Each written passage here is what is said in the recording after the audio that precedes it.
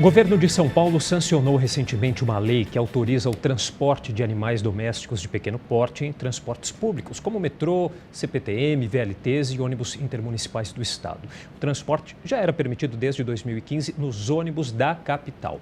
Bom, para saber mais sobre esse assunto, eu converso hoje com a Juliana Stephanie, que é médica veterinária especializada no transporte de animais. Tudo bem, Juliana? Tudo bom, Felipe? Obrigado pela presença. Muito obrigada. Olha só, o Brasil tem hoje, segundo dados aí do IBGE, 132 milhões de animais de estimação. E nós temos a quarta maior população de pets do mundo.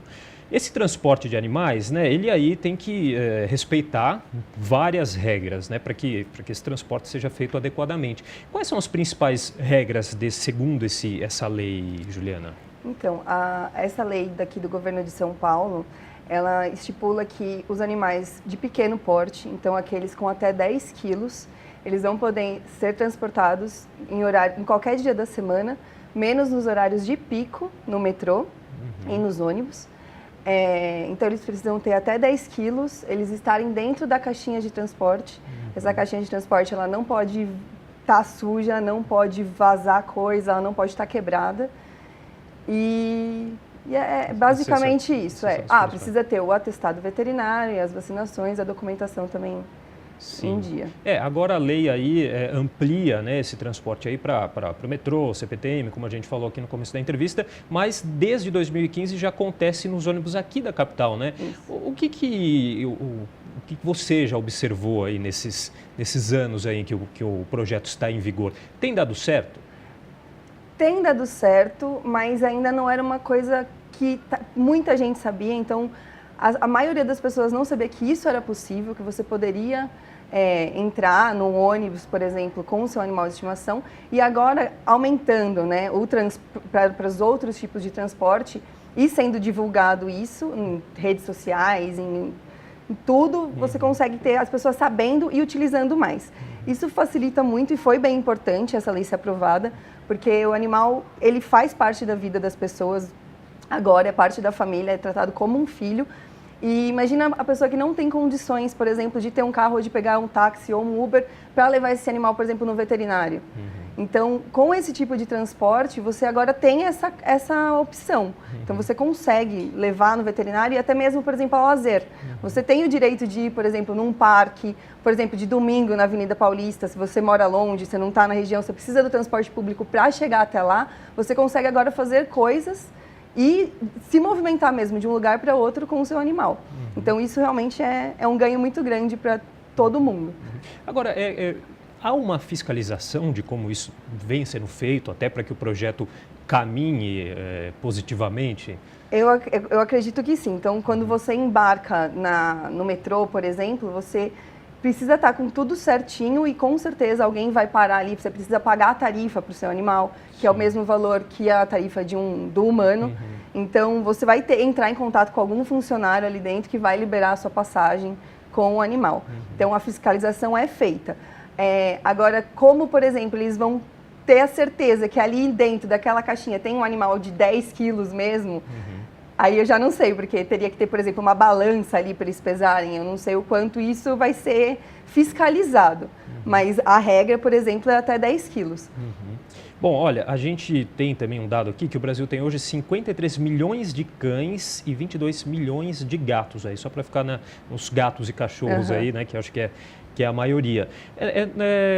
Na sua opinião, qual que é o principal ponto positivo, os principais pontos positivos e o que precisa ainda ser melhorado nessa questão, Juliana? Então, eu acho que o principal ponto positivo é você ter essa possibilidade de deslocamento com o seu animal.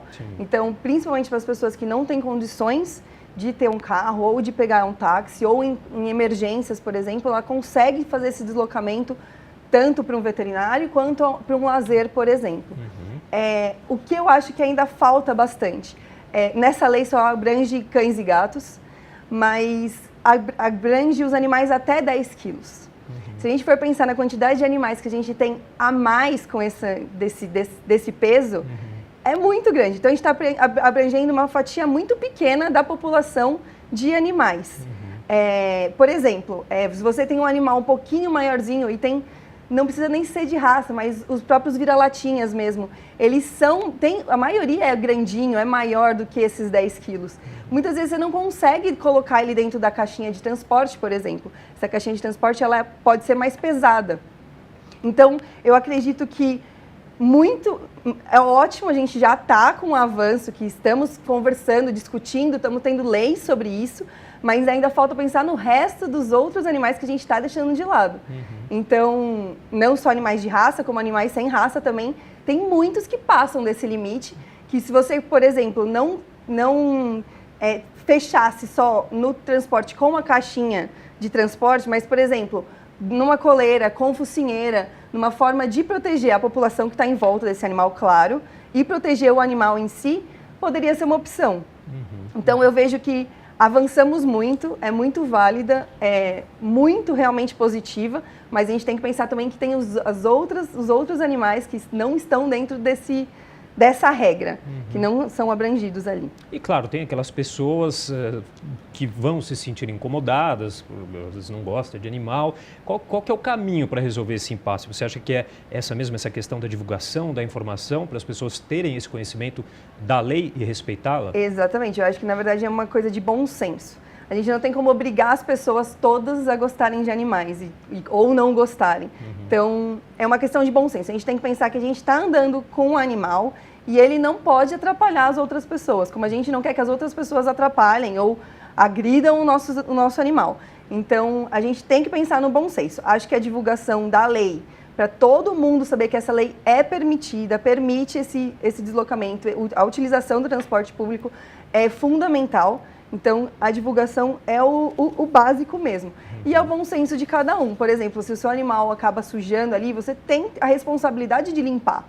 Você está usando uma coisa pública, é de todo mundo. Tem que ser bom para você e tem que ser bom para o outro também. Né? Então, eu acho que tem que ter um bom senso. Eu acredito que tem muito a ser melhorado. Então, por exemplo, se a gente começar a pensar em não atrapalhar, hoje nos vagões, por exemplo, tem aqueles vagões que aceitam bicicleta, não são todos, então às vezes, não sei, uma ideia, estamos aqui tendo ideias, às vezes restringir o número de vagões, ou alguns vagões são pet friendly, por exemplo, se no ônibus tivesse algum espaço que você pudesse ali estar reservado para quem está com o animal, tem uma preferência, não sei, são coisas que a gente pode crescer. Conforme as pessoas vão tendo conhecimento, as leis podem ser aprimoradas com também. certeza. Né? Queria agradecer a participação da Juliana Stephanie, que é médica veterinária, conversando um pouquinho com a gente hoje sobre essa questão de transporte de animais. Muito obrigado. Muito obrigada pela oportunidade.